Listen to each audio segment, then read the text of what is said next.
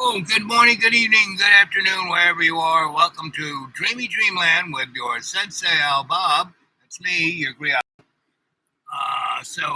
Call in, walk in, show up on the thingamajig there. Okay, let's see.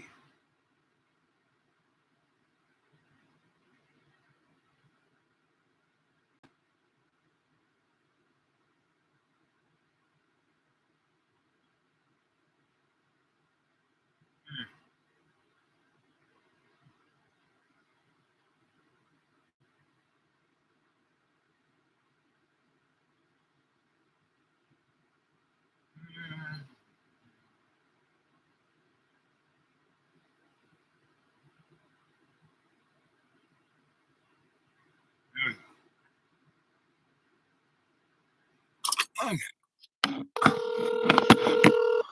Oh, Hello. oh, there he is, Mr. Magic. What's shaking, baby? Hello. Are you reading? Hello. Are you reading me 5x5? I don't know what that means, but you sound good to me. Well, it's a military term for meaning in you know how on your phone you have 5 little bars.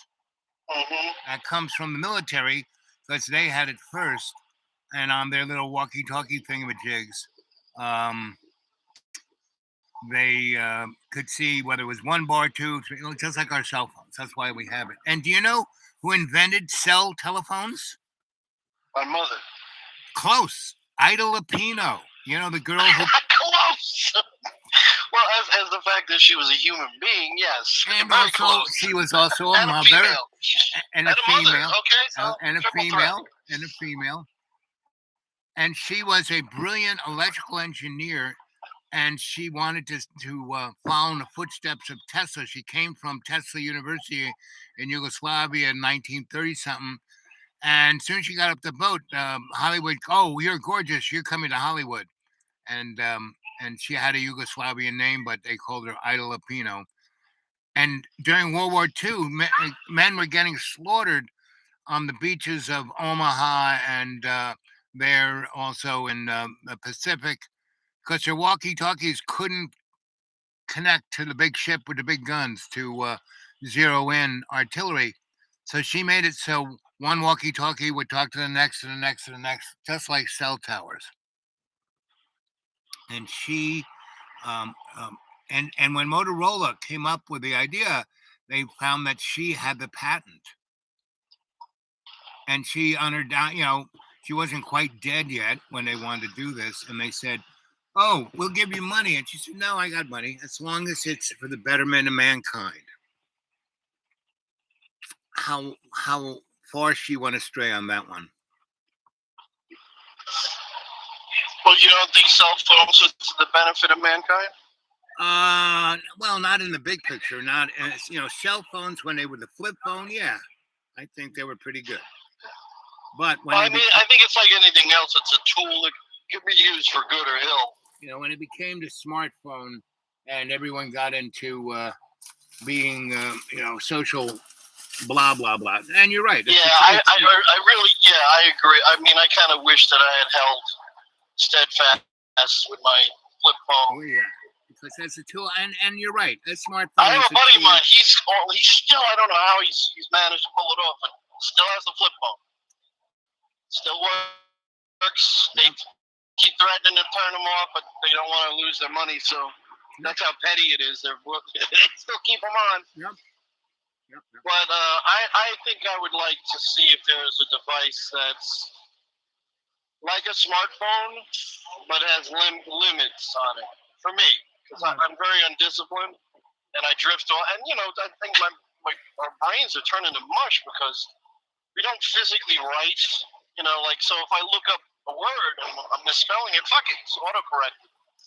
So like even simple words that I'd be like, oh wait a minute, how do I spell that? I tried to spell usurp, and I couldn't do it, and I had to look it up. I said, God damn, man, this is what happens without writing. So what I was getting at was, let's have a phone that's maybe just a couple of things on it, and just mainly a phone. Well, and the texting, but they want you can't unplug, man. It's just fucked up, you know. in our society. And it's the best tracking system, of course, you know. Right. I mean, that's why I said that our smartphones are really surveillance economy. You should check out. I'll if I remember to send you the link. There's this fella who's been on a lot of podcasts. He's a former CIA guy, and really smart, really down to earth, and really like very pragmatic in his thinking, and bordering on the spiritual, which is why I really kind of got, made a lot of sense. And he's talking about a lot of the so-called insiders, the 1%, whatever you want to call them. And he made great comments that made a lot of sense.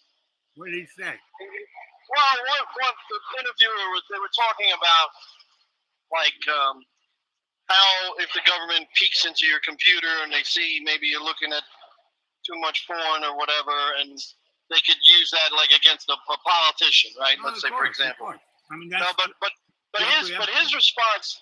But no, well, yeah, that's Epstein. That's a different thing. He's got photographs of people breaking the fucking law. Right. Not like, you could do a little smear campaign on somebody like, he says openly he doesn't like homosexuals, but yet his computer reveals a cache of tranny porn, So, yeah, that now, a long time ago, maybe if you've been caught with a prostitute or something like that, it might have been a little bit of a big deal. But Americans have definitely become a lot more forgiving in terms of that stuff. I don't know about forgiving. They don't care. Well, they don't care. Maybe more apathetic. Right.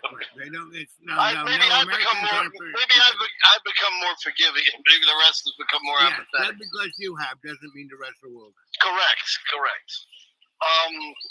Because you're working at it. You're actually working at it. But his point, well, it's either that or I don't live. So,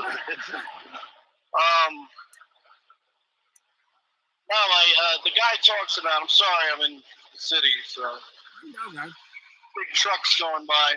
You're wearing the proper apparatus. Yes. Well, I'm glad you can hear me. That's a good thing. Anyway, what did it cut to the chase? What was his? So he talks. He was saying that most of the 1%. They're in seclusion, and it's for a good reason, because they don't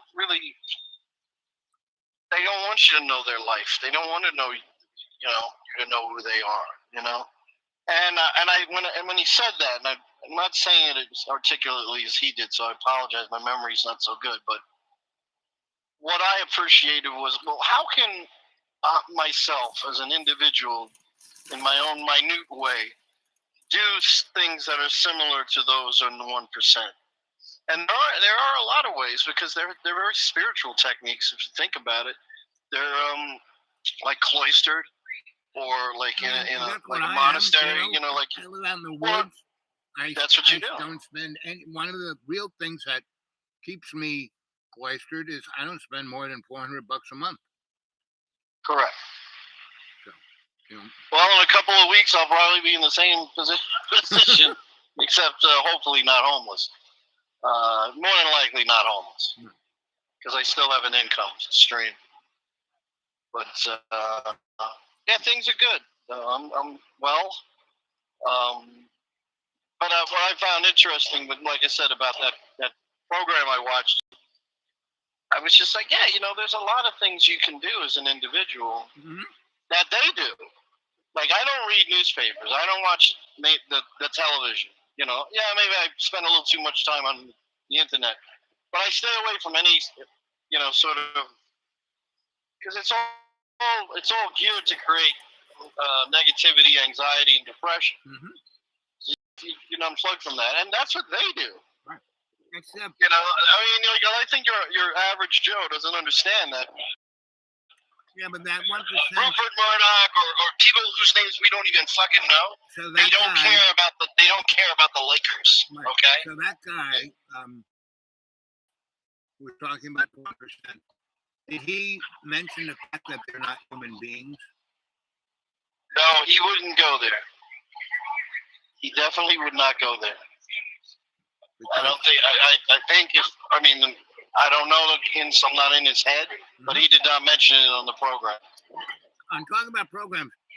Have you seen this English guy that is bald and wears glasses, and he's totally Mr. Conspiracy. It's not ringing any bells. He, his name is like, oh, let me look it up here. Vibes, but it just popped up. See the fellow who talks about the cell phones and 5G and stuff? He talking about everything. About Yeah, but there's one dude who's like specific about that. is a guy bald and got an English Yeah, he's bald. He wears very thick, almost like I don't know, quite a Cockney, but not like an upper crust accent. Yeah. Is he bald? Former military. He's bald. He wears sunglasses. No, she's really hilarious. Well, I'll have to look it up. Okay, I'm looking it up for you as we speak. So we're on live? Yep, we're on live. Streaming across the internet, the interplex. Yeah. Yeah. No, I'm glad that I'm sitting out in the sun. Has it been a nice day? It's been a beautiful day. Yeah. In terms of the weather, in terms of my attitude, it's also been a beautiful day. It's very, very fine hindquarters. What's that? Are we in a commercial now? Welcome. You can buy to a number of people and to get their views on it, and they come back, and I'm still not really happy with the answers. And I thought, ultimately, I'll put it to you, my lovely audience, and see what you think about this. It's about the king. King Charles, put my hands up, I'm no expert, has his coronation, and he has his crown, and he says his oath to the people, and he promises to obey the customs and traditions of the land and uphold the law and act as the head of state. Customs of the lizards. Defender of the faith, or in his case, the defender of all the faiths. Defender of the reptile eggs. If there's any faiths that would be excluded from that list, you may have all sorts of different faiths. One of which may be somebody who the king's a Dalek. Pays tribute to he wants Satan, to exterminate us people all. like that. And I don't know if he's defending those sort of faiths, which would be a little bit understanding anyway, that I can't when Queen Elizabeth II died, he... Tell me... well, what's his fucking name? That's it. It won't tell me. I'm trying it says, it doesn't have it on his fucking on a refresh it to see if you're fucking useless. Yep. You're bloody fucking useless. Buddy. You fucking crazy old man. You can't fucking work a phone. No. You silly bastard. Yep. So that's an interesting one. I like that one. What hell no. I got no fucking... I ain't telling you fucking my name. I'll have to come up with one. Right, exactly. Not that creative, or just talk shit. Yeah, good talker. Maybe that's your name. No, it's just my occupation. It's shit talker. You are the Duke of Earl, Richard Cranium. No, forget that. You're related to the king. Forget that. Well, we all are in the royalty because they all live to give a shit. And that's what the word F-U-C-K means. Fornicate under church and king. Fornicate under church and king. Fornicate under church and king. It's all right. Yeah, that's what it's all. And you woke up this morning. Oh, well, who you want to answer that question? You want Magic Man or you want me? No, you. Oh, me? Well, I just woke up now. Okay. What a twat. He can't use a phone. Okay. Now, Magic Man had nicer thoughts, so, I gave you a chance. Okay, Magic Man. Oh, I get him. What did you pop in your head first thing when you woke up this morning? Boy, Magic Man. Yeah, he wants you on the phone. No, you can take a shit later. Get on the phone. Yeah, hi, I'm back. So, what was the first thing you thought of when you woke up this morning? It wasn't good. It was actually real negative shit. But left over from a dream or just? yeah. And I can't quite remember the dream, but I will tell you what happened when I woke up. Right. A lot of negativity, a lot of anxiety, and I just put on my Calm app on the phone. Right. Did a little meditation, lying down, and then just as I was going to kind of, it's one of those days you want to hit the alarm, snooze, and just sleep, and Yep. you know. And I felt myself going into that, and a voice in my head just said, "No more punishment." Right. And I was like, "Okay." And I got up, and from that forward, it's working out pretty well. Plus, I was on with my online prayer group, and that always supports positive vibes. But yeah, it's really, that's what I've been training for the past year and a half or so with these guys, is where, you really listen to the inner voice. This is what some would call Christians, the Holy Spirit. Right. And you listen to that.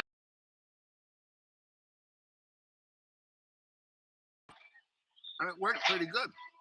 It works fantastic. It works fantastic. I'm very grateful for it. Because if you don't, you're just going to be listening to that Billy Idol character. He's a very, very positive man. But I'm not, but Billy is. Right. I'm a fucking twat. Right. Now, what's a good name for him? I go. He'll have to come to me. Because that's a good character. It's all right, yeah. My wife likes that accent. She thinks it's sexy. So she's still in town? Yep. Well, talk to her in that accent until she till she relents.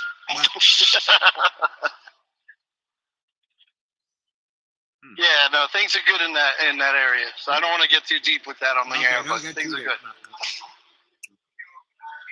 So my observation of everything, because whatsoever, except when I drive to a place that has Wi-Fi. Yeah.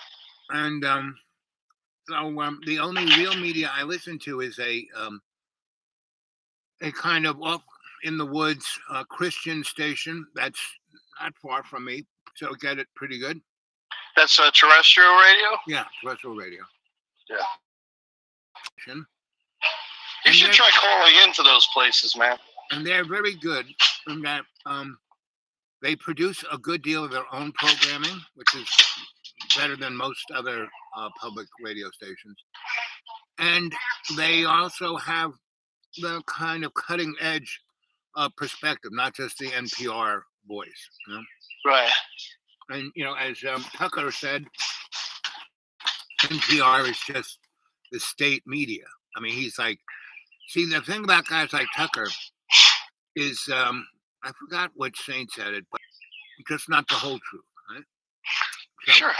When he calls it's NPR, a lie by omission. Right. So calling NPR state media is very true. Very accurate, actually. But you have to call it the corporate state media. I mean, it's not representing the federal government whatsoever. But it is because you watch their NPR news the first 15 minutes, and thanks for Raytheon, and thanks for Monsanto, and thanks for just Boeing, and it just keeps going on and on. That's who owns NPR. So Tucker is the boy. So what I think is going to happen is Tucker, why Fox put him down was that it was orchestrated thing. Tucker's going to run for president and win. Oh, where am I going? All right, so I guess I can recharge in the basement. Recharge in the basement. Take care, brother. Are you back at home? The guy was saying, I'm the next Terminator. Maybe. The elevator going into the basement. Well, let me recharge. Oh, yes. Connect to the main line. You need the high voltage. No little pussy outlet for you. Yeah. So, All yeah, right, baby. Tucker Carlson's going to be our next president. I could see that. He's kind of would be light Trump and more palatable.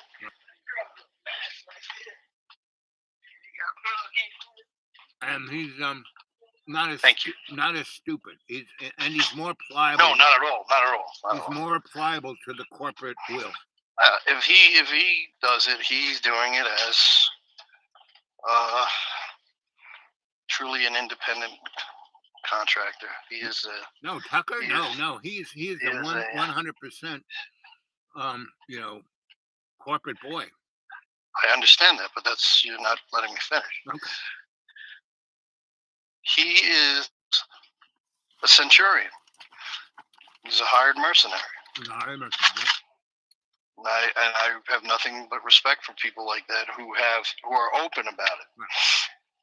And he's open about it. If you listen hard enough, he's open about it. Right. He doesn't tell you anything that he isn't yet, but he relies on the stupidity of the masses, and that's what anybody who has half a brain does. Mhm. So it is what it is. Yeah. I'm going to think. I mean, I'm certainly not going to vote. I'd never vote, but I'm definitely going to sit back and have a few laughs, watching. And Donald Trump was really good for that. He was great for a few laughs. It was high comedy. Yeah. He actually, to me, was the proof that there was these comic books that came out when I was pretty young, like in the early 80s. It might have been like 14, 15 years old when they came out. And they're called 2000 AD. And it was a British comic, by the way, British sci-fi action comic book geared at young guys, but pretty gritty. And that was the origin of Judge Dredd, came from that comic book, and quite a lot of other things. And it was very over the top, Judge Dredd. But very, very truthful. And when Trump got elected, I said, "Yo, this is a Judge Dredd comic book come to life, man. This is hilarious. I mean, it's scary and sad and tragic at the same time, but you can't have drama without comedy." For sure. So, but it was wild. Yeah, if you ever, the listeners are hip to that, want to check that out, check it out. You'll see, we live in a Judge Dredd world. It's pretty apparent, But creative types usually tap into that. What's going on? Way earlier. They see it coming, and they may not see it coming even consciously. It could be just coming through the subconscious. But either way, it's the warning signs were there many years ago. No, and it's like the same as it ever was. Yep, just like The Roman Empire, the Greeks, the Egyptians, the Babylonians, they all had their Donald Trump. Absolutely. These things happen cyclically. Mm-hmm. It's not nothing new under the sun. That's why just the delivery systems are a little different. That's all. I've been going to I did for about a week or a half. I went to a one of those guys, the ones who scream and yell in church, Pentecostal. Mm-hmm. And everyone has no voice box left. They're all talking a raspy kind of. Marge, Homer Simpson's wife, Marge. She had two sisters who smoked all the time. Selma. Yeah, Selma. Selma, and I forgot what the other name was. Right. I love that Marge Simpson's maiden name is Bouvier. Bouvier, yep. Yeah, those guys were loads of fun. Oh yeah, Simpsons creators, they were on the ball. They know what's up. They still do. Yeah. That's the longest running TV show in TV history. Really? Yeah. Okay. Well, I wish them well. And they're still kicking it out. Yeah, I haven't watched it in a long time. But, and think about it, they're on Fox. Well, that says, I mean, Fox did a ton of shows. Like it did the X-Files, it did Fringe, it did... I don't think Fox produced Friends. No, Fringe. Oh, Fringe. I don't know that show. Never heard of it. There's another J.J. Abrams movie, TV show. Yeah, go online. I'm sure it's for free on YouTube.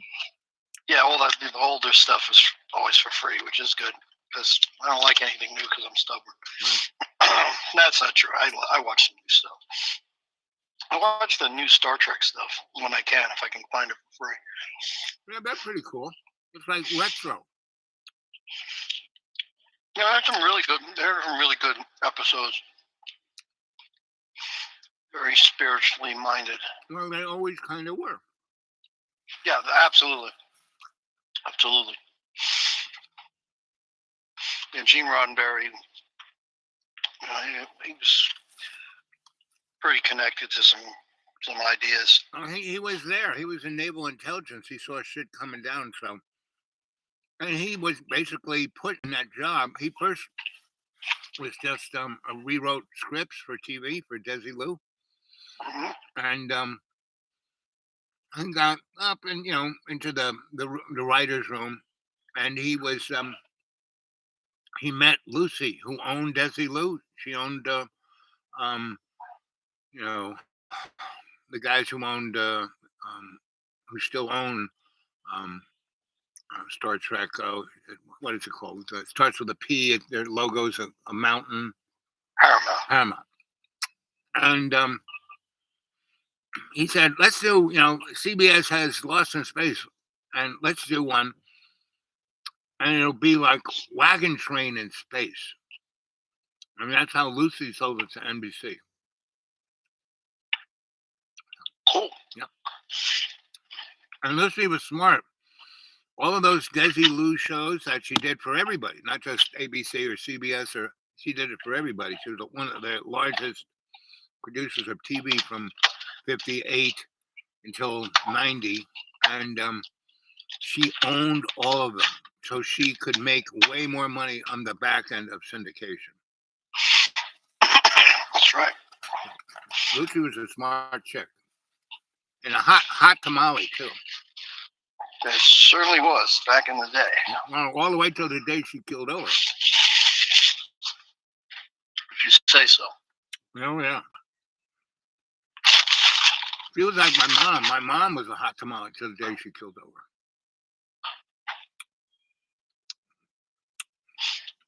And she also, my mom never lost her marbles, but she pretended to, so she didn't have to deal with anyone. Yeah, that's a common trick that the elderly play. Mm-hmm. It's a good one, though. It's a good grift. I can't wait to get there. Yep. My dad would come in honey, oh, how are you? Who's that man? I don't know him. Oh, me, it's me. Oh, it's your... No, she played him for at least a good 10 years that way. Yeah. All right. I may have to go soon, so just letting you know. Well, we're just having a nice, friendly conversation. Yes. Dealing with everything. Welcome. So, I'll ask you this for the last question. Now, it's going to be this year, just because you look from 1999, and Prince, when he made that, We Got a Party Like It's 1999, he wasn't kidding around. So from 1999 to today, pretty much every year, every day, every month, something weird ass shit happens. That if it happened on its own, it would be earth shattering, but it doesn't even bother us anymore, right? So, what do you think's going to be? Nuclear war, aliens landing, or animals and plants rebel?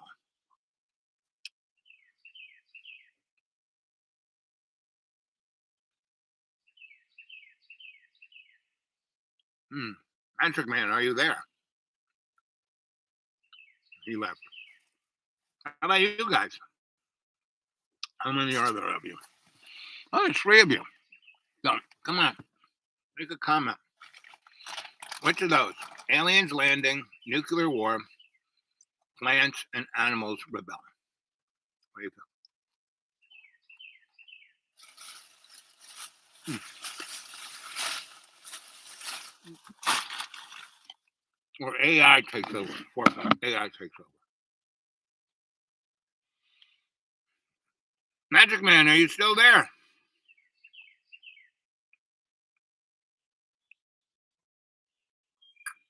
Connection is still there, but I don't know if he is.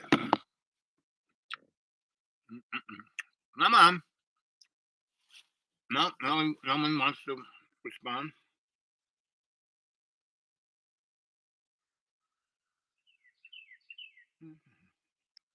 That's sweet.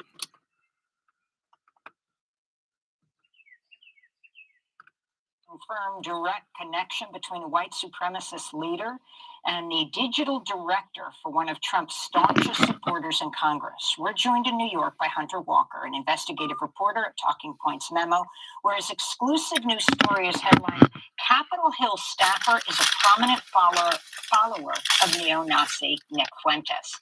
Fuentes is a far-right leader who rose under Trump. The staffer, who is revealed in the piece, works for far-right Arizona Congressman Paul Gosar, who's linked to organizers of the deadly January 6th insurrection and was censured for posting an animated video on social media where he murders Congressmember Alexandria Ocasio-Cortez and attacks President Biden. That's the Congressman Gosar. Gosar also spoke at the openly racist America First conference organized by Nick Fuentes to compete with the Conservative Political Action Conference known as CPAC. This news story reveals Gosar's ties to the white supremacist movement go even deeper. Hunter Walker, if you can lay out what you found about his digital director. Well, Amy, great to see you first off. And as you pointed out, Paul Gosar already has been linked directly and personally to Nick Fuentes. But his relationship with this neo-Nazi leader has been one of alternately embracing him and distancing himself from him. As you alluded to, Paul Gosar has appeared at 2 editions of Nick Fuentes' America First Political Action Conference, once in person, once by video. But after that second one caused a backlash, Gosar said, Nick has a problem with his mouth, and sort of attempted to disavow something been tied to extremist activity, including, having anti-Semitic websites appearing in his official newsletter. And I think this story, one of the key things about it is it really removes that veil of plausible deniability for Paul Gosar. And what I found is that, this staffer in his office, Wade Searle, evidence appears to link him to this sort of digital persona, Chicken Right, this network of interlinked social media accounts that has put out extremist content, including statements, referring to Jews as quote unquote hook-nosed bankers, disparaging Asians, minimizing slavery. And also, in addition to just being a social media account, this quote unquote chicken persona was a leading figure in Nick Fuentes' organization. And we know that because of accusations from defectors from Fuentes' inner circle who, released internal chats showing this chicken person participating in the leadership conversations, telling them about what was going on in Gosar's office. And then also he's a moderator on Nick Fuentes' regular stream. So, this guy has been linked to being a prominent follower of Nick Fuentes, who is an outright neo-Nazi. And, the evidence is extensive.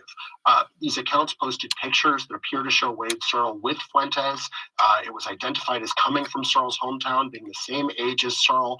And at its inception, this Chicken Right account was credited to quote-unquote Wade and another person, quote-unquote Landon, who, we believe appears to be Landon Peterson, an intern in Gosar's office. So there are multiple people in the congressman's office linked to this incredibly extremist online activity and Nick Fuentes' Groyper movement. And explain more, Hunter Walker, how you know Chicken and Chicken Right, Chikken, how you directly linked him, because this is a very serious allegation. to Paul Gosar's office, to his staffer, Wade Searle? Well, first off, there's no question he works in Paul Gosar's office. You know, we looked at the disclosures. Right, but how Wade Searle is chicken or chicken right? Totally. But one thing that's extremely interesting about that I just want to touch on first is, you know, there was that extreme video about Alexandria Ocasio-Cortez. And it was based on an anime, Attack on Titan, with sort of Gosar and Ocasio-Cortez's heads superimposed on the characters of this extremely violent Japanese animation. And anime is a persistent feature of the far right. So that video is kind of an example of how Paul Gosar's social media has already borrowed from these, you know, far right extremist circles.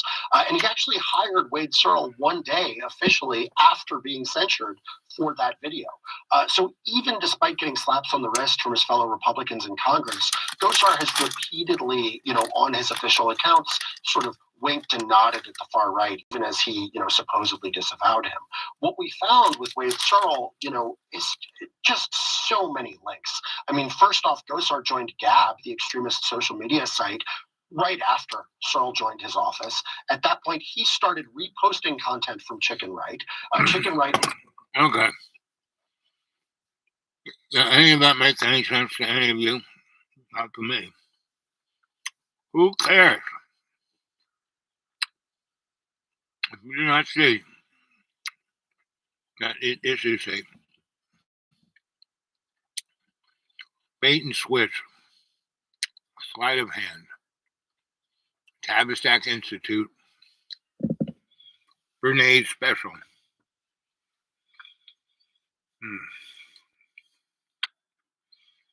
Magic Man said, all you need to do is let God tell you what to do. That's so much easier.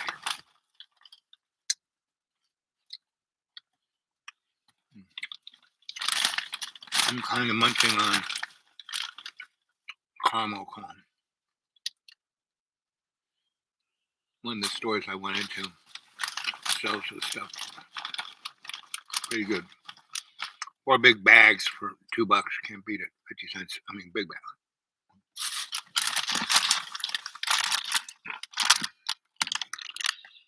$0.50 a bag. Can't beat it.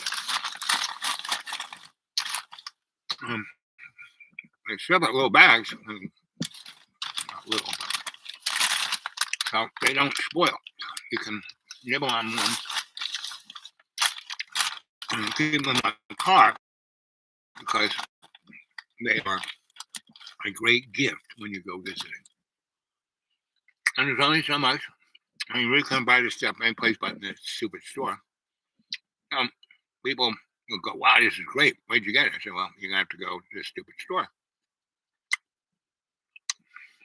Oh, it's too far. So they won't get addicted.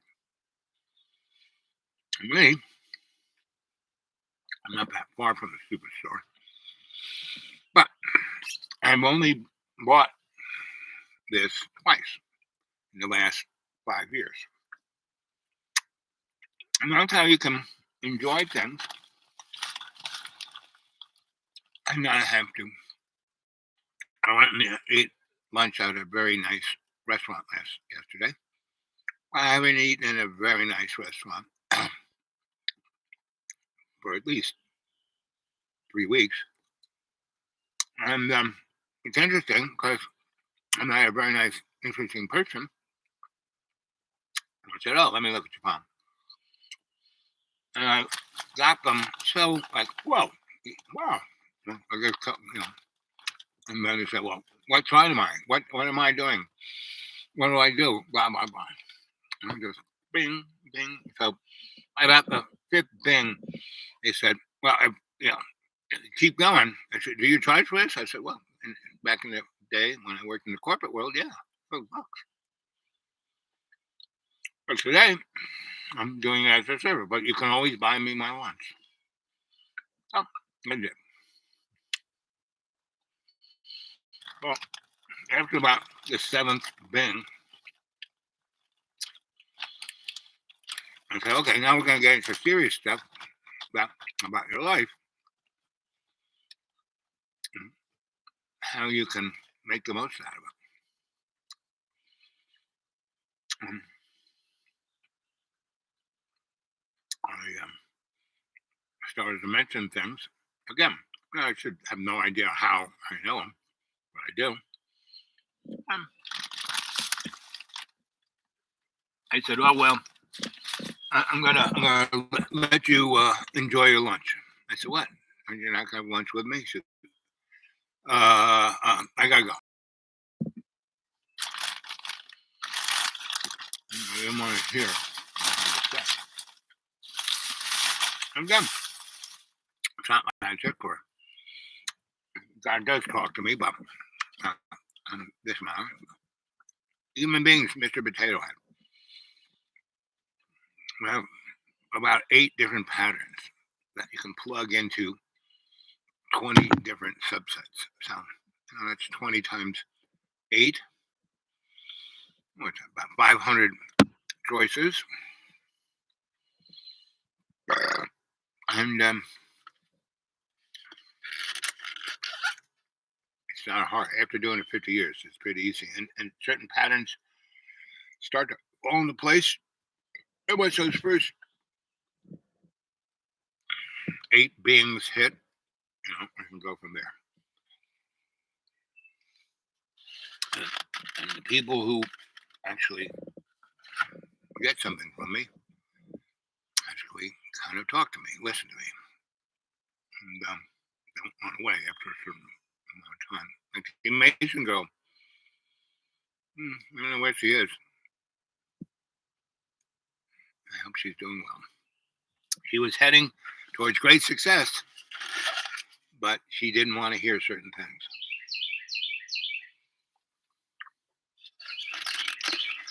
She took my advice for about a year on certain things. It changed her life amazingly.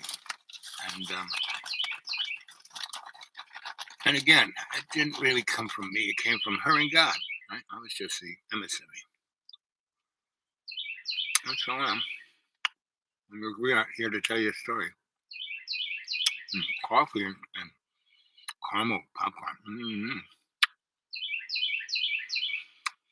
Well, it rained most of the early morning, so it's like humid.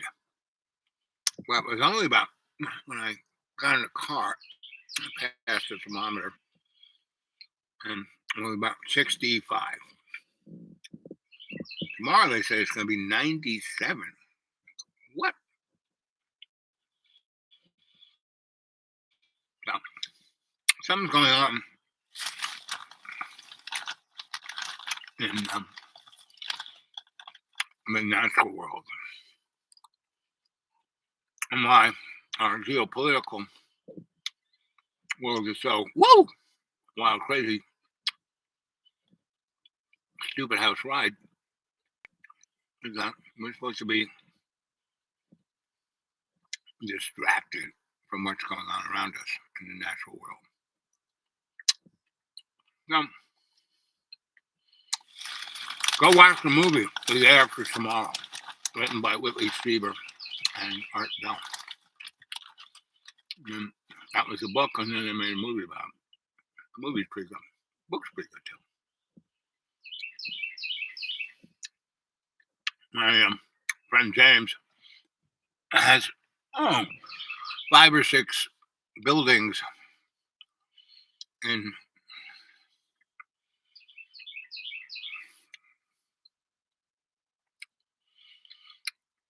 the Johnson City neighborhood. And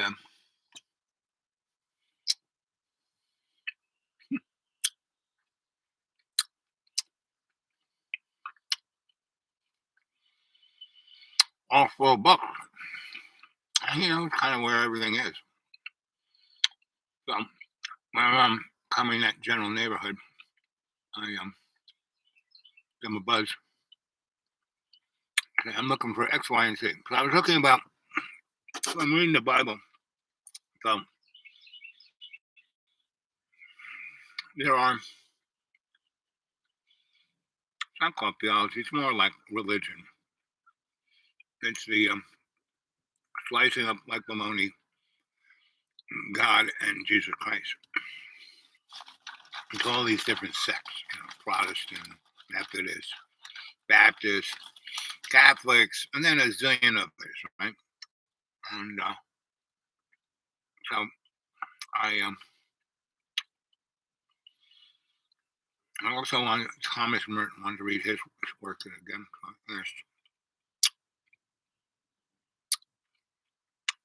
And via the internet, I could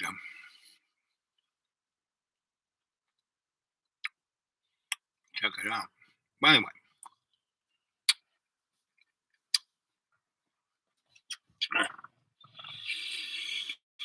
hmm.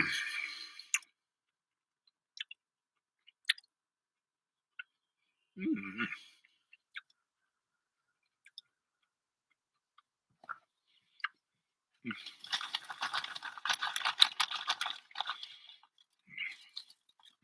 This is the last handful.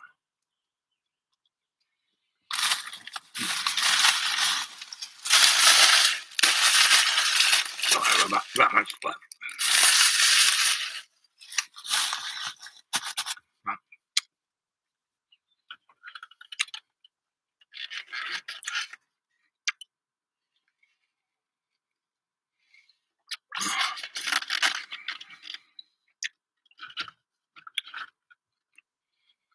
So it's gonna rain like the Dickens.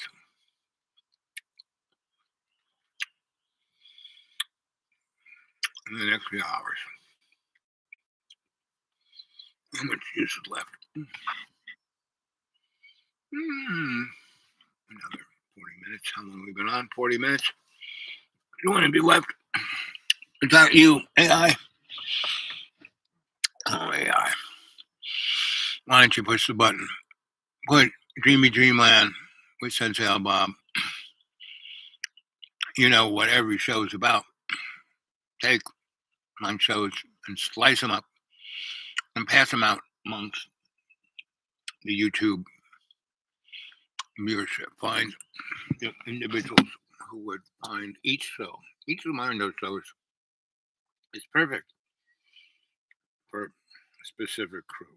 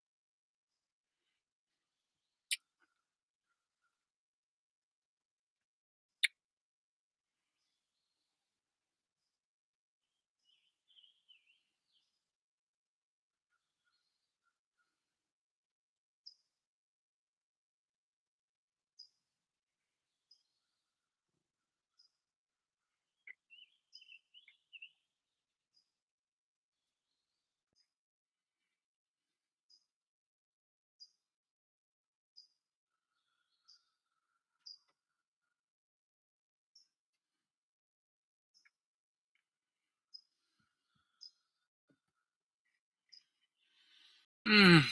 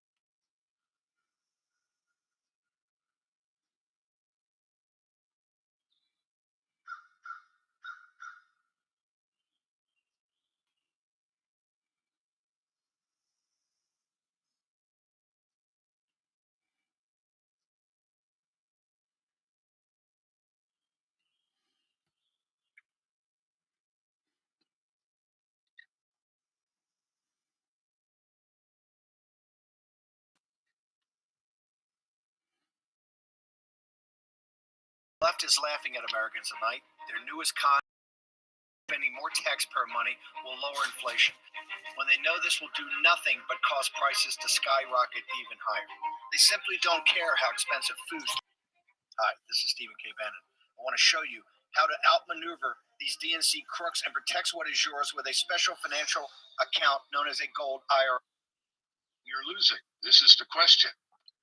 Do you do something really stupid? And that's what I worry about. Do we suddenly send forces into Western Ukraine once the Russians overrun everything in June and in an attempt to somehow or another hold back the inevitable and think that if we do this, this is going to somehow or another impress the Russians? The Russians are not impressed anymore.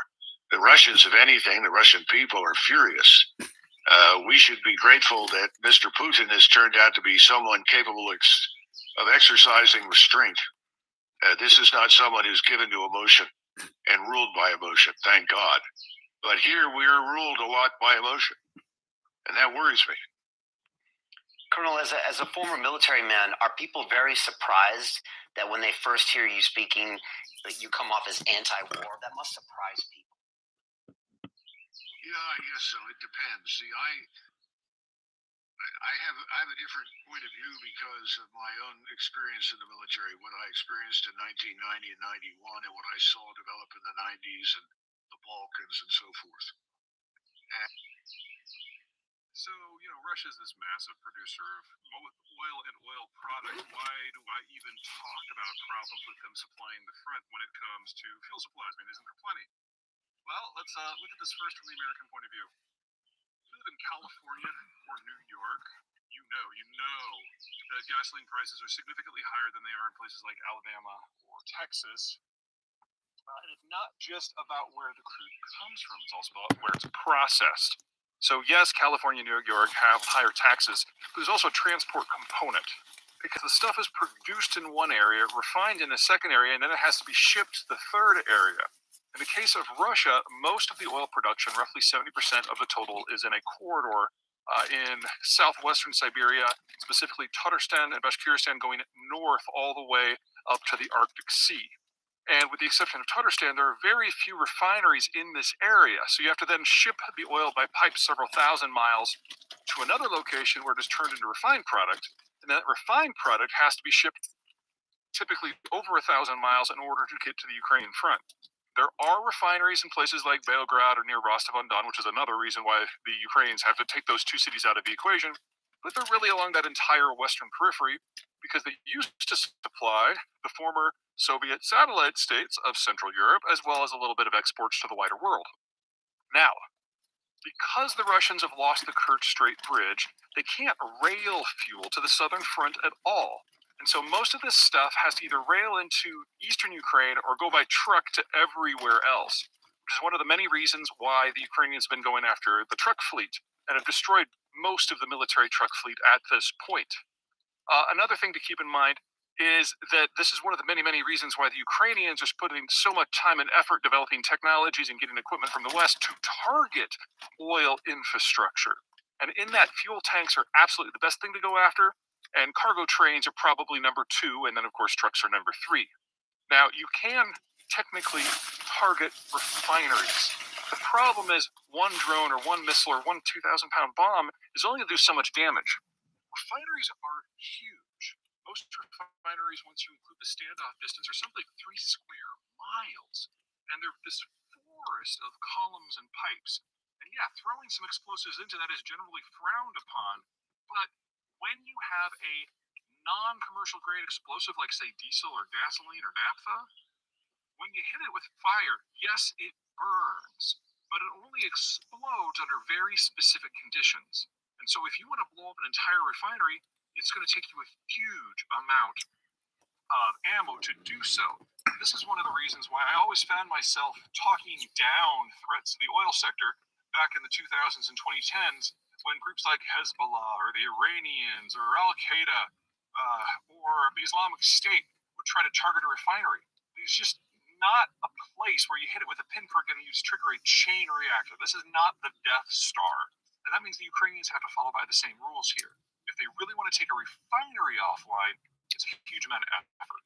And if they are going to target a piece of energy infrastructure that's not a specific pipe or fuel cell or train. The one they're going to go after is the city of Samara in southern Russia.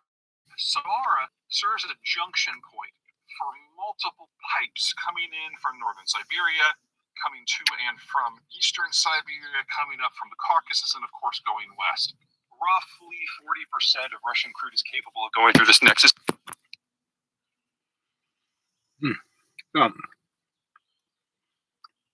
Oh, what do you risk?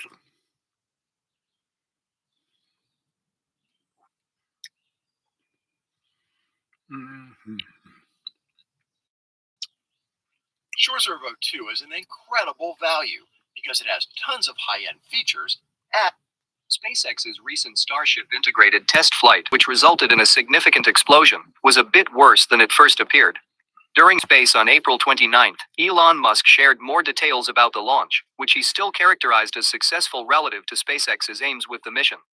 When the rocket lifted off, there were 3 engines whose ignition was terminated because the flight software did not deem them healthy enough to bring to full thrust. Musk said he did not believe those 3 engines were damaged by the gravel and concrete kicked up by the immense thrust created by the rocket as it slowly lifted off the pad. At liftoff, there were 3 engines that we chose not to start, essentially, or that hit aborts. And so we actually lifted off with 30 engines, which is the minimum number of engines. Those engines did not explode, but they were just because the system didn't think they were healthy enough to bring them to full thrust, so they were shut down. Obviously, the rocket stayed on the launch pad for a while, and we did generate quite the rock tornado at the base of the vehicle. And our first guess would have been that the rock tornado would have caused potentially significant damage to the engines, but we actually weirdly do not see evidence of the rock tornado actually damaging engines or heat shields in a material way. But it may have, but we have not yet seen evidence of that. So the lean off the pad, was that intentional? And you thought it might be? Was it related to the engines out? And do you expect to do that on like future more operational launches? No, we're not. It's related to the engines out, and we do not normally expect to lean. It should be aspirationally going straight up. So for the next flight, we're going to start the engines faster and get off the pad faster. Like I think from engine start to actually moving was around 5 seconds, which is really a long time to be blasting the pad. We're going to try to get that down to about half that time, maybe 2.5 seconds. He added that engine number 19 lost communications at 27 seconds into the flight, concurrent with some kind of energetic event. SpaceX engineers are still assessing exactly what this energetic event was. So something bad happened at T plus 27 seconds because the engine 19 lost all communications, and some kind of explosion happened to knock out the heat shields of engines 17, 18, 19, and 20. The rocket kept going, though. But if you do not have good engine isolation and an engine failure can domino to other engines or to parts of the stage, then you have an extremely unreliable design. So that's why with Booster 7, but especially Booster 9, we've gone to so much trouble to isolate the engines. And so if one engine goes wrong, it does not knock out other engines or damage the rest of the stage. At T plus 62 seconds, we see additional aft heat shield damage near engine 30. However, the engine continues to run. And then at T 85 seconds is where things really hit the fan. We see engine 6 with loss of communication to thrust vector control. Roughly from this point onwards, we lose thrust vector control of the rocket, so we lose steering at T plus 85 seconds. This led to the rocket starting its tumbling motion, leading to the initiation of the flight termination system. However, there was a delay of about 40 seconds between the initiation of the system and the rocket breaking apart. According to Musk, this time lag caused safety issues with the rocket safely offshore, but it is still unacceptable for a system that is designed to terminate flight almost immediately. He said that the vehicle might have made it to stage separation if the super heavy booster had not lost thrust vector control. Musk also addressed the damage observed at the launch site, including a large hole dug by the rocket's thrust. We're glad to see that there appears to be minimal damage to the launch ring and to the components inside the launch ring. And I'm glad to report that the pad damage is actually quite small and looks like it can be repaired quickly. He said that SpaceX plans to install a massive water-cooled steel plate under the launch mount to reduce damage to the launch site and eliminate the propagation of concrete bits and dust. We were putting down basically a water-jacketed sandwich. That's 2 layers of thick, very thick plate steel that are also sort of perforated on the upper side, so that you have what is basically a massive, super strong steel shower head pointing up, and then the water pressure coming out of there has to exceed the thrust is exerting on the steel plate on the launch pads. Musk said he anticipates SpaceX being ready for a second Starship launch attempt in 6 to 8 weeks. However, he acknowledged that it might take more time to finish work with the Federal Aviation Administration on the flight termination system and perform other steps required for a launch license. The next launch will use Super Heavy Booster 9, but Musk said that SpaceX has not decided which of the Starship upper stages will fly. Ship 25 is currently at the Massey's test site. The ship underwent a cryo-proof test on Friday, May 5th. It was the ship's 5th cryo-proof test overall. Ships 26 and 27, the vehicles without any thermal protection systems, are currently at the production site. Ship 28 is in the high bay and sports aero surfaces and heat tiles. The next launch attempt will repeat the same mission profile plan for the first integrated test flight. I think this time we've got a better than 50% chance of reaching orbit, so that would be incredibly exciting. Well, I'm hopeful we can get 4 flights out this year, maybe 5. I would be surprised if we exit this year without getting to orbit. I'd say it's not 100% probability, but I think we've probably got an 80% plus probability of reaching orbit this year. I think close to 100% chance of reaching orbit within 12 months. The goal of these initial flights is to continue to gather data about the performance of Super Heavy and Starship. After the launch vehicle can reliably reach orbit, the next phase of the program will involve demonstrating in-space fuel transfer and reuse of both the booster and upper stages. Musk estimated that SpaceX will spend about $2 billion on the Starship program in 2023, and he doesn't think it is necessary to raise additional capital this year. At Starbase, teams are working round the clock to repair and rebuild the orbital launch mount and other ground infrastructure. The debris around the orbital launch mount has been cleared, and work is underway to fix the damaged rebar of the lateral support beam connecting the launch mount legs. A new door has been cut on the launch mount shielding to access the interior for inspection and repairs. Scaffolding has also been added to the launch mount to perform repair works. The orbital launch tower claddings damaged during the launch are being replaced. The launch tower was one of the ground infrastructures that was least damaged. It looks like the tower arms and Starship quick disconnect mechanism are in good shape and need no major repairs. Teams recently sealed the leak found on one of the liquid oxygen storage tanks at the tank farm with a steel plate. According to Elon Musk, SpaceX plans to replace some of the storage tanks soon. But these are tanks that we wanted to replace anyway. We're going with more of the vacuum jacketed kind of giant hot dog looking tanks. Those are in the best shape, and those are what we wanted anyway. So some of the tanks will be probably removing and replacing with the hot dog tanks. Teams recently removed all 6 hydraulic rams installed under suborbital launch pad A. They are designed to exert force on the aft section of Starships during cryo-proof tests to simulate the thrust of 6 Raptor engines. It looks like all future Starship cryo-proof tests will be conducted at the Massey's test site. SpaceX may use pad A for static fire tests. SpaceX conducted a cryo-proof test of the Starship test tank labeled Ship 26.1 at the Massey's test site. The test is performed to validate recent Starship design changes. The construction of the new Mega Bay is progressing at the production site. Foundation work has been completed, and the installation of columns and beams is ongoing. Introducing Trek's Transcend Lineage, the next generation of design and performance, and our cool. Foundation work has been completed, and the installation of columns and beams is ongoing. Several environmental groups recently filed a lawsuit against the Federal Aviation Administration in a district court in Washington, D.C., alleging the agency improperly carried out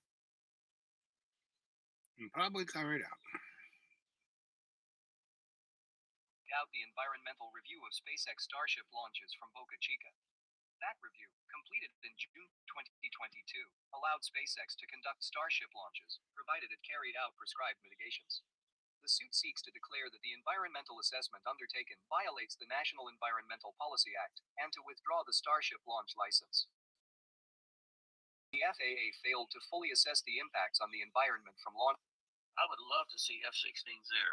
And Ukrainian pilots will learn very quickly how to fly F-16s or whatever aircraft is provided. Ukrainian soldiers have demonstrated to me since 2015 when I first started interacting with them on a routine basis how quickly they can learn to use new technology. It's incredible, faster than anybody else, including our own guys.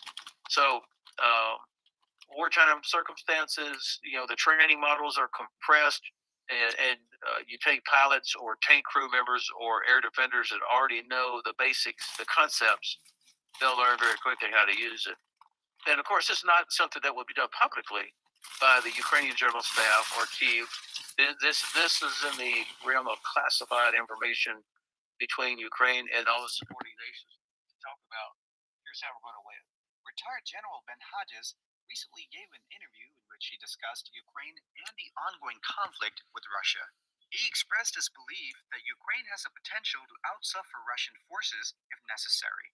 In his view, the Ukrainian military has a deep understanding of the terrain and the fighting style of the Russian forces, which would give them an advantage in any conflict. Additionally, Ukraine has a strong sense of national pride and a commitment to defending their country, which could help them endure hardship and overcome obstacles. Ben Hodges also thinks that Ukraine will never be safe or secure as long as Russia occupies Crimea, and that the country will never be able to rebuild its economy as long as Russia maintains control over the region. Hodges emphasized that Crimea is the decisive terrain, and that its liberation would lead to the eventual liberation of Donbass. Hodges stated that he would love to see F-16s in Ukraine, and that it's all a discussion of the next phase of this operation. If Ukraine decides to go and retake Crimea, and I think they eventually will, the U.S. government has said we will support the actions of Ukraine anywhere they want to go. We're following their strategy. We're not dictating it to them. So I think that's the important understanding to have about Crimea. So the next phase is going to be interesting, and it's especially interesting as we go into in the weather that's going to turn rough in just a couple of months, of having conventional ground maneuver forces that can retake territory. Retired U.S. Army General Mark Hartling has shared his thoughts on Ukraine's upcoming counteroffensive against Russia. In his tweet, he stated that he is confident that Ukraine will regain significant territory from Russia. Hartling, who was the commanding general of the United States Army Europe and the 7th Army, commented on the potential outcome of Ukraine's push to recapture territories that were taken by Russian forces. Satellite images have revealed that Russian troops have constructed thousands of new defensive positions in critical areas in preparation for Ukraine's anticipated counteroffensive. Despite the challenge that the fight may pose, Hartling is optimistic about the capabilities of Ukraine's army to reclaim lost territory. We talked to them, we told them about your PhD background, they were really excited. You reached out to the top 5 companies you had in your job search strategy sheet. Certainly their conventional capabilities have been dramatically degraded. Reportedly have lost at least half of their tank fleet without the capacity to replace it. Missile stocks are dwindling. One of the reports in the last 24 hours or so is that it appears that they can only conduct missile attacks twice a week now instead of every night. Certainly they still have Iranian drones and others to cause additional casualties and damage to infrastructure and so forth. But no, they have been dramatically weakened. I think that their conventional forces have been set back at least a generation or so. And the military-industrial complex does not appear remotely capable of spooling up, if you will, to replace what it is that they have lost. In fact, it's hard-pressed even to repair what has been lost. Retired U.S. General David Petraeus recently gave an interview discussing the military capabilities of Russia and the United States. According to Petraeus, Russia's conventional military forces have been significantly weakened, with a reported loss of at least half of their tank fleet and dwindling missile stocks. Although Russia still possesses Iranian drones and other capabilities to cause damage, but they've been set back at least a generation in terms of conventional forces, and the military-industrial complex appears unable to replace what has been lost. However, there is no denying that Russia still remains a significant economic power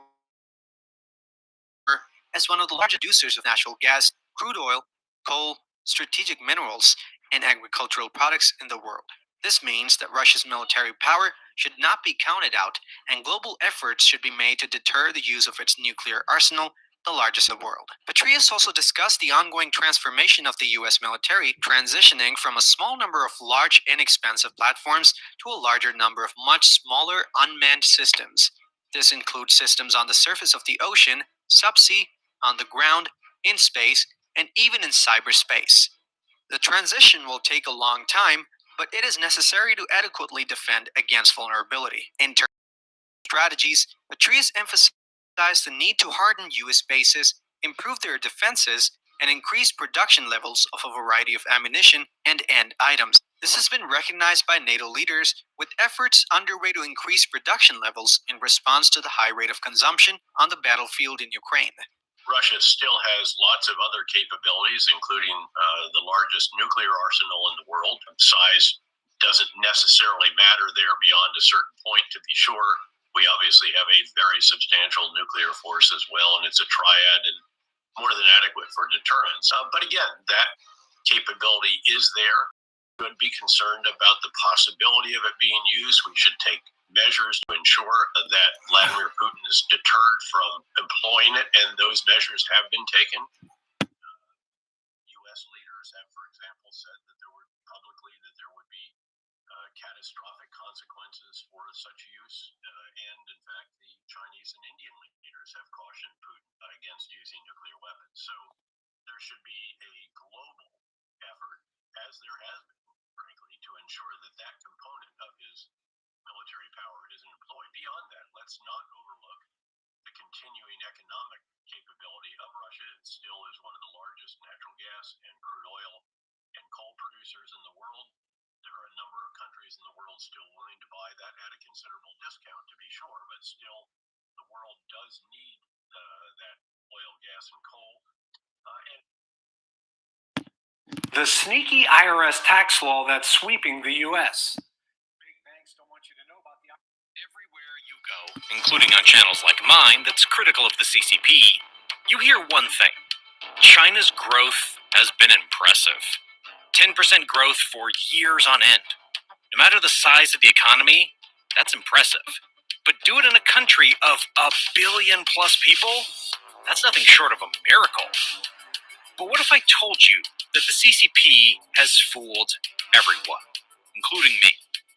Their greatest feat isn't their miraculous growth, but rather having everyone believe that they've had miraculous growth. China's rise has been something of a miracle. This announcement comes as China's GDP grew by 4.5% in the first quarter of the year. After 3 years of widespread COVID-19 curves, China's economy grew 4.5% year on year between January and March, beating analysts' expectations. Consumption and retail sales rose the world's second largest economy. So let me just first explain how this all started. Just last month, China released its GDP numbers, and, surprising to the whole world, it was announced that China's economy grew 4.5% year on year, which was much higher than what everyone was expecting. According to a Reuters poll, most experts expected the economy to grow 4%, while the IMF kept cutting its forecast of China's GDP growth regularly. So, it's really surprising that the official numbers are much higher than everyone's expectations. Can China be lying about their numbers? I mean, it's not like the CCP has a history of lying, do they? Where ethnic Uyghurs, most of them Muslims, have been unlawfully detained and mistreated. What's surprising is the government isn't reporting many deaths. 我们坚持人民至上，生命至上。 Before jumping on, a quick reminder to like the video. My last video, I forgot to ask for your likes, and the video was throttled by the algorithm. And this just proves that your likes make a huge difference in how my videos perform. So please take a second and leave a like below. Let's first look at the history real quick. China's GDP has grown tremendously. There's no doubt about that. You can look at this chart here. But we have to ask ourselves the most important question. Who is counting this GDP? We're not going to fall for the stupid saying numbers don't lie, because in reality, numbers most definitely lie. But sometimes you just have to dig deeper to find that lie.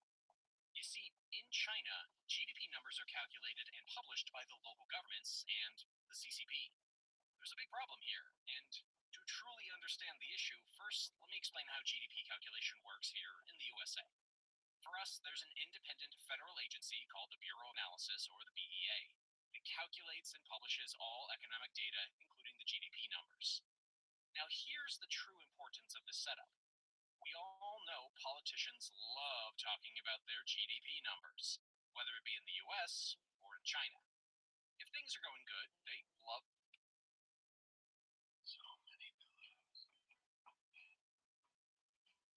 Relaxing to watch TV can be hard. Actually, watching TV, it's easy with Dish. HBO app. Live TV and streaming apps together with Dish. China is a lifetime ally of Russia, and they will do two great things together. To the Russians, or vehicles to the Russians. The China did a very bad move, which is they entered into a relationship with a country that they assumed had a much more powerful military than it did. And that means that Xi has some things to answer for, but no harm has been done yet. But China has a much deeper problem. Its economic problem resembles that of Japan in 1991. Its financial system is completely skewed. Its dependence on exports skews the entire Chinese system, especially with its largest customers, the United States, given to fits, tantrums, and what else. Okay? Dependent on the United States. The United States is deeply involved against the Russians. Doesn't absolutely need those Chinese exports. China can only go so far. They can do good, but only that far. In an interview, George Friedman, a geopolitical analyst, discussed various issues related to China and its relationship with Russia, the United States, and Taiwan. According to him, China has made a big mistake by assuming that Russia had a more powerful military than it actually does. As a result, China has entered into a relationship with a country that may not be able to provide significant military support in the event of a conflict. This mistake could have long-term consequences for China, and it will need to answer for it. Friedman also discussed China's economic problems, which he compared to Japan's financial crisis in 1991. He argued that China's economy is overly reliant on exports, which is skewing the entire economic system, especially its largest customers. The United States, in particular, has the power to set standards and influence China's economic growth. However, the United States does not need Chinese exports, and China can only go so far before facing economic challenges. Regarding the issue of Taiwan, Friedman argued that China's ability to invade and take control of the island is limited. China has only 6 or 8 amphibious transport craft, and it would need all of them to land at the same time on the same beach to have any chance of successfully invading Taiwan. However, this would be difficult due to the number of missiles that could be fired at these ships during the crossing of the Taiwan Strait. China's vulnerability to an amphibious assault is overwhelming, and it is unlikely that China will attempt to invade Taiwan anytime soon. Friedman also raised concerns about the shutdown of a crucial financial center in Shanghai amid a financial crisis. He suggested that China may be trying to find a reason to shut down the city, or may have let loose a new disease to justify the shutdown. He added that China will have to answer to the international community about the closure of the city during a crucial meeting of the Central Committee. In a nutshell, George Friedman argued that China faces significant internal is imbalanced. A Russian-Chinese alliance is their geographic and historical differences, and China should not mess with the Americans. The United States has tremendous power, and its idiosyncratic approach to foreign policy is deciding the fate of Central Asia, Ukraine, and the Pacific. Friedman suggested that China needs to address its internal problems and be cautious in its foreign policy approach to avoid potential long-term consequences. As for invading Taiwan, there's two ways to answer this. One, why didn't they do it already? shut up and do it. And the other thing is you can't. China has 6 amphibious transport craft, possibly 8. In order to take Taiwan, all those 8 have to land at the same beach at the same time to give you power to hold the beach and move forward.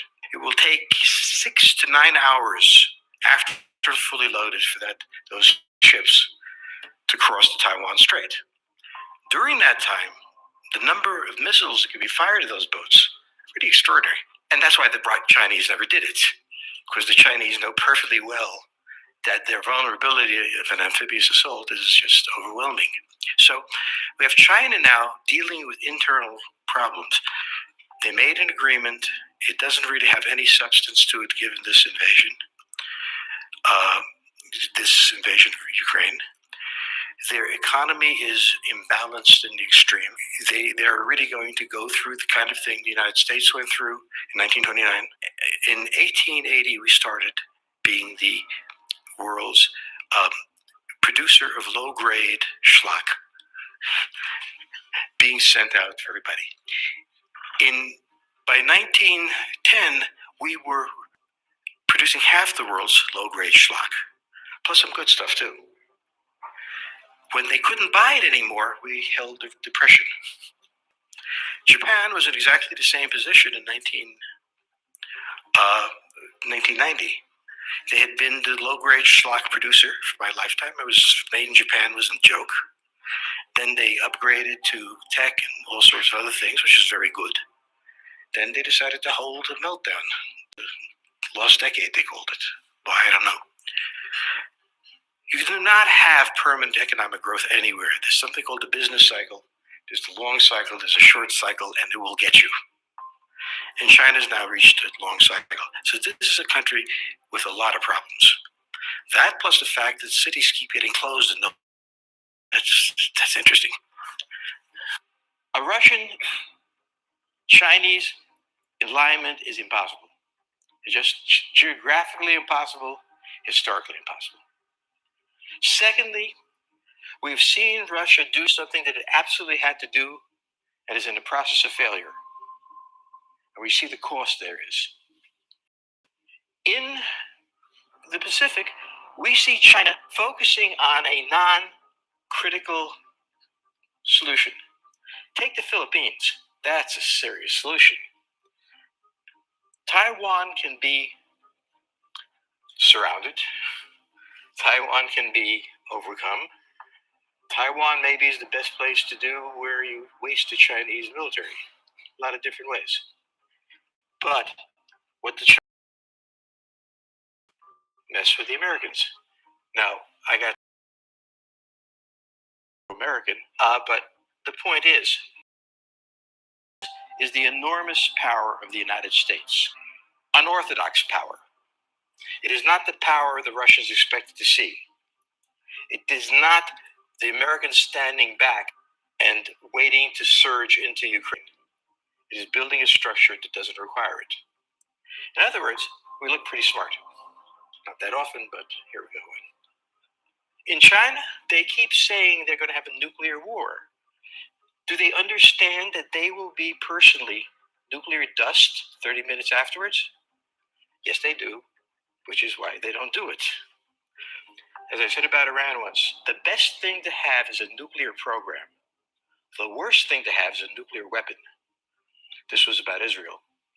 Okay? Israel can live with a nuclear program. Nuclear weapon, it's going to hit. And the same thing with what we're seeing here. So what is emerging from this, counter to what you will hear, I think, from most other people, is the tremendous power of the United States. A very idiosyncratic power, but one that decided the fate of Central Asia, of Ukraine, is deciding the fate of the Pacific, of China, and is doing so with extraordinary fewer casualties than any other activity. Okay.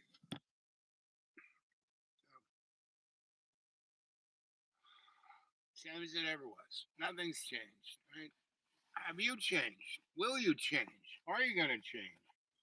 That's the question. All this other stuff is, give me a break. Wars, rumors of wars, right? Pestilence, famine. Yeah. I would estimate, between now and 2030, I would give it 80% chance that 2 billion of the Earth's population will be no longer here. Instead of having a population of 7 billion, we'll have it around 5 billion. And if things aren't realigned, that by 2035, we will have only 2.5 billion people left on Earth. Right? Now, a good chunk of them, I would say, will be taken off this planet, right? And taken out to the belt, right? There's plenty of little asteroids and nuggets of minerals that can be mined and turned into products out there, and whatever. What did I say here? Somebody saying something. Let's see. Google Chrome wants access control finder following control will provide access documents data don't allow. I mean, that's pretty much,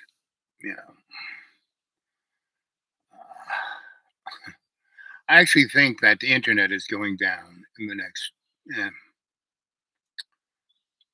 before the election, right? And that's why I think Elon Musk and Tucker for president, right? That should be interesting.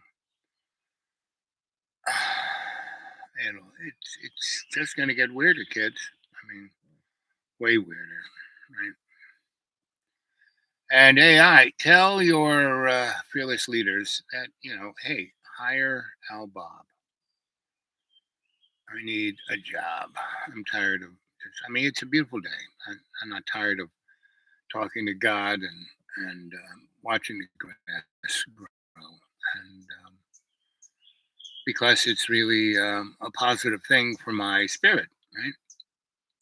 And I do help a lot of people around that I bump into, right? So if that's what God wants me to do, that's what I'll do. God wants me to publish my books and go on the trail talking about them and teaching, I'll do that too.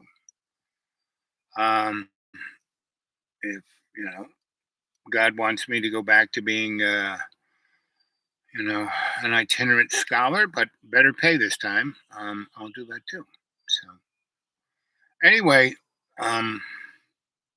whatever I do in service to love's co-creation, to in every day and every way take the peace of the earth and make it stronger. Okay. Well, I hope you enjoyed this show. It was kind of a mishmash. It's such a beautiful day. And it's hot. The sun is, I thought it would be raining by now, but it's not. So I'm going to go though, because how much time do we have?